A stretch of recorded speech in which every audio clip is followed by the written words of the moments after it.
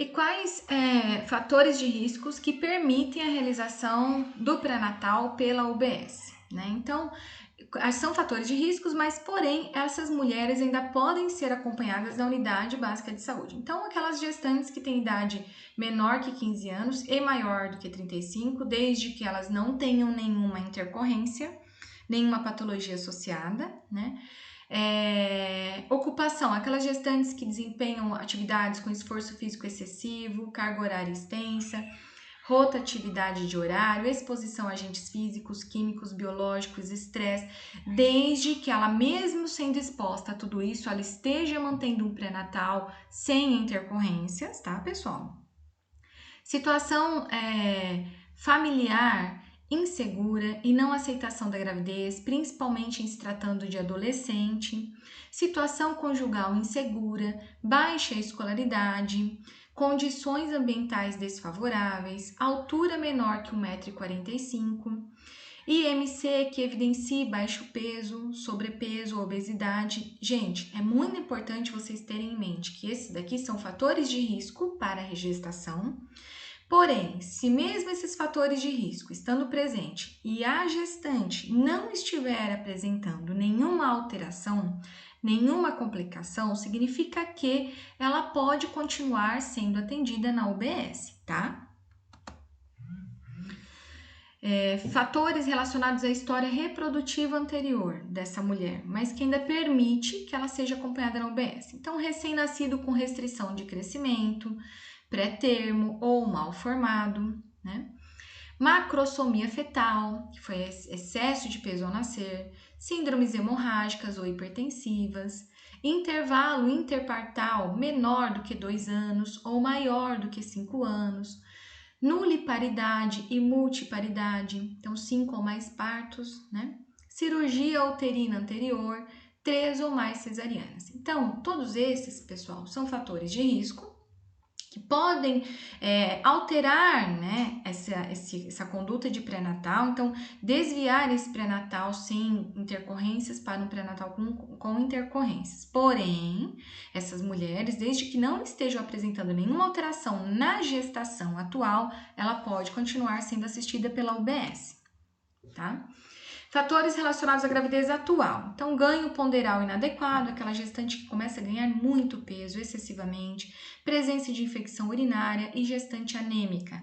Então, esses fatores, mesmo estando presentes na atual gestação, ainda permitem que elas sejam acompanhadas pela unidade básica de saúde. Começou a complicar, desviar daquilo que é considerado aceitável para o acompanhamento desse pré-natal na UBS, aí ela é encaminhada para o setor de acompanhamento para alto risco, tá? Agora a gente vê fatores de riscos, pessoal, que podem indicar encaminhamento dessa gestante ao pré-natal do alto risco, que podem indicar, tá?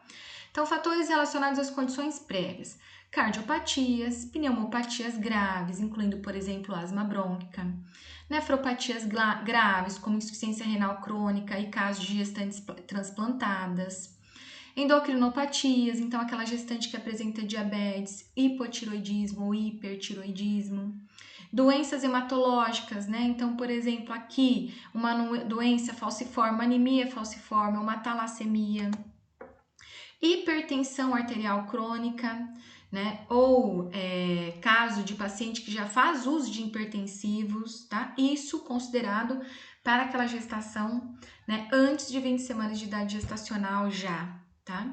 Doenças neurológicas, por exemplo, gestantes epiléticas, doenças psiquiátricas, né? Que necessitam de acompanhamento, então aquelas gestantes que são depressivas, uma depressão grave.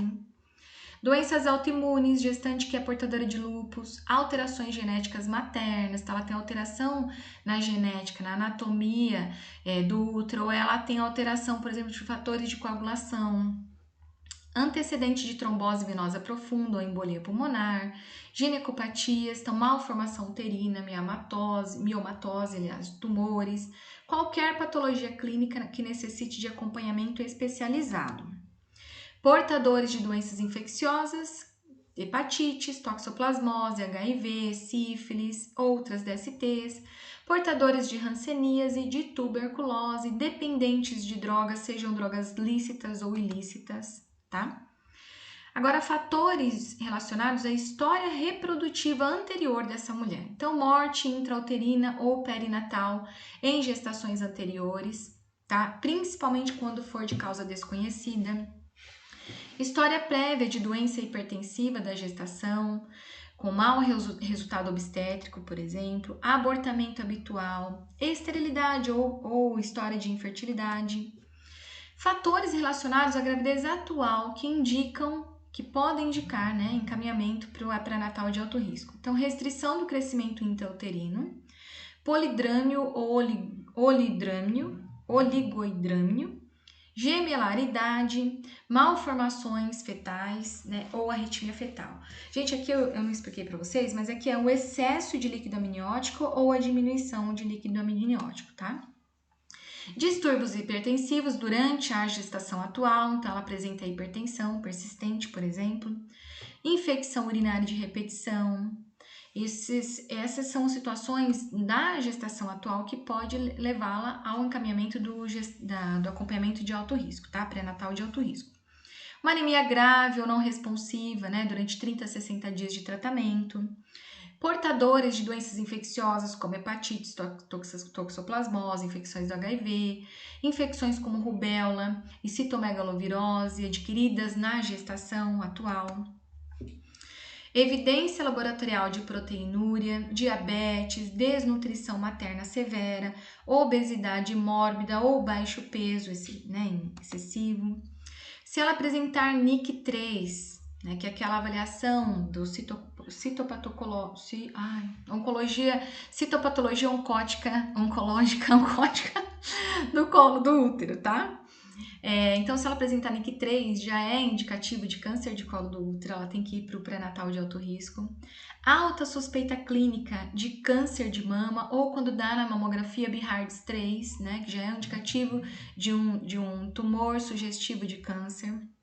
E adolescentes com fatores de risco psicossocial.